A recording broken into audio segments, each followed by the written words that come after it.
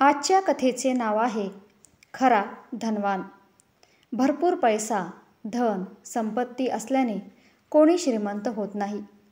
पण ज्याचे मन मोठे असते तोच खरा श्रीमंत असतो. मोठे मन असणे म्हणजे इतरांना आनंदी पाहून आनंदी होणे आणि इतरांना दुःखी पाहून दुःखी होणे. जेव्हा तुमची करुणा जागृत होते तेव्हा समजून घ्या की तुम्ही खरोखर श्रीमंत होण्याच्या मार्गावर आहात. भलेही तुम्ही गरिबीचे जीवन जगत असाल, कारण जेव्हा तुम्ही इतरांबद्दल विचार करता तेव्हा देव तुमच्याबद्दल विचार करत असतो. हे सांगायला किंवा ऐकायला विचित्र वाटेल, पण या कथेमुळे तुम्हाला हे नक्कीच समजेल. एकदा भगवान श्रीकृष्ण आणि अर्जुन नगरात फिरत होते आणि पाहत होते की नगरातील प्रत्येक जण चांगले काम करत आहे किंवा नाही आणि नगरात सर्व कुशल मंगल आहे की नाही. फिरत असताना अर्जुनला एक ब्राह्मण भिक्षा मागताना दिसला. ब्राह्मण देवाला भिक्षा मागताना पाहून अर्जुनाला त्याची दया आली. विचार केला की मी ब्राह्मणाला मदत करावी, म्हणून अर्जुन त्या ब्राह्मणाचे दुःख ऐकून त्याला सोन्याच्या नाण्यांनी भरलेली पिशवी देतो. सोन्याची नाणी मिळाल्यावर ब्राह्मणाला खूप आनंद झाला. अर्जुनाचे आभार मानून तो एका सुंदर भविष्याची स्वप्ने पाहू लागला. स्वप्नांच्या दुनियेत हरवलेला ब्राह्मण घरी परतत असताना वाटेत त्याला तहान लागली. जवळच एक विहीर होती, म्हणून त्याच्याजवळ असलेली नाण्यांची पिशवी बाजूला ठेवून ब्राह्मण विहिरीतून पाणी काढू लागला. तेवढ्यात दुर्दैवाने एक दरोडेखोर जो संधीच्या शोधात बराच वेळ त्याचा पाठलाग करत होता तो तिथे आला आणि पटकन नाणी घेऊन पळून गेला. ब्राह्मण काही करण्याआधीच लुटारू पळून गेला होता. ब्राह्मण रडत बसला आणि पुन्हा भिक्षा मागू लागला. दुसऱ्या दिवशी पुन्हा श्रीकृष्ण आणि अर्जुन नगरात भेट देण्यासाठी आले. यावेळी पुन्हा तो ब्राह्मण भिक्षा मागताना दिसला. आश्चर्यचकित होऊन अर्जुन त्या ब्राह्मणाकडे गेला आणि त्याने भिक्षा मागण्याचे कारण विचारले. ब्राह्मणाने आपली संपूर्ण कहाणी सांगितली. ब्राह्मणाचे दुःख आणि परिस्थिती जाणून अर्जुनाला खूप वाईट वाटले. यावेळी अर्जुनाने ब्राह्मणाच्या मदतीसाठी एक मौल्यवान माणिक दिला. मौल्यवान माणिक मिळाल्यानंतर ब्राह्मणाच्या आनंदाला पारावार उरला नाही आणि अर्जुनाचे मनापासून आभार मानून तो माणिक सर्वांच्या नजरेपासून लपवून घरी पोहोचला. ब्राह्मणाने विचार केला की माणिक अशा ठिकाणी लपवला पाहिजे जिथे तो पूर्णपणे सुरक्षित असेल, म्हणून त्याने आपल्या घरात ठेवलेल्या जुन्या घागरीत लपवून ठेवला. रत्न सुरक्षित ठिकाणी ठेवल्यावर त्याने सुटकेचा निश्वास सोडला. दिवसभर धावून तो खूप थकला होता, त्यामुळे त्याला गाढ झोप लागली. त्यावेळी त्याची पत्नी पाणी आणण्यासाठी गेली होती, त्यामुळे तो तिला हे सांगण्याचं विसरला. दुर्दैवाने त्याच दिवशी पत्नी नदीतून पाणी आणत असताना मडके फुटले, म्हणून ती परत आली आणि जुनी घागर घेऊन नदीवर पाणी भरायला गेली. या जुन्या घागरीत माणिक ठेवला होता हे तिला माहीत नव्हते, म्हणून तिने पाणी घेण्यासाठी ती घागर धुवायला उलटी करताच माणिक बाहेर पडून नदीत वाहून गेला.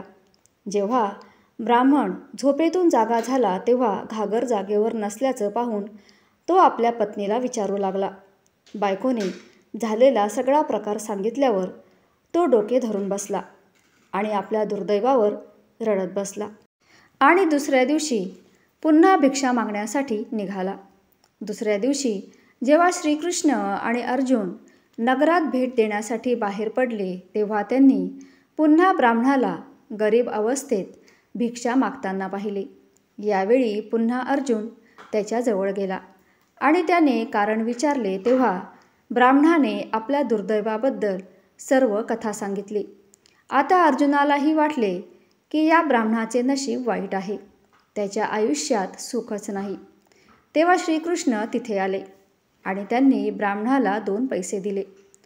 हे पाहून अर्जुन हसत म्हणाला, हे केशव, जेव्हा मी दिलेली नाणी आणि माणिक या दुर्दैवी माणसाची गरिबी दूर करू शकत नाही तेव्हा तुमचे 2 पैसे त्याचे काय भले करणार. आणि हे ऐकून श्रीकृष्ण हसले आणि म्हणाले, चल आपण त्या ब्राह्मणाचा पाठलाग करू. आता बिचारा ब्राह्मण वाटेत विचार करत होता. 2 पैशाने एका माणसाला जेवणही मिळत नाही.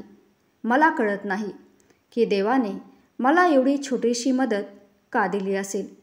असा विचार करत तो जात असताना अचानक त्याला वाटेत एक कोळी दिसला. ब्राह्मणाने पाहिले की एक लहान मासा मच्छीमाराच्या जाळ्यात अडकला होता, जो मोकळा होण्यासाठी तळमळत होता. ब्राह्मणाला त्या लहान माशाची दया आली.